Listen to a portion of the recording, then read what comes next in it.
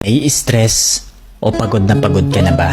Gusto ko lang ipaalala sa'yo na kahit gaano ka ka-stress ngayon, wag na wag kang sumuko sa mga pangarap mo. Kailangan mong tandaan parati na magtiwala ka sa progress na nangyayari sa buhay mo. Kahit alam ko na minsan sobrang hirap at sobrang nakakapagod na din talaga. Magtiwala ka sa kakayahan mo. Ang dami mo nang nalagpasan na mga malalaking problema dati. Ngayon ka pa ba susuko? Patuloy ka lang na lumaban.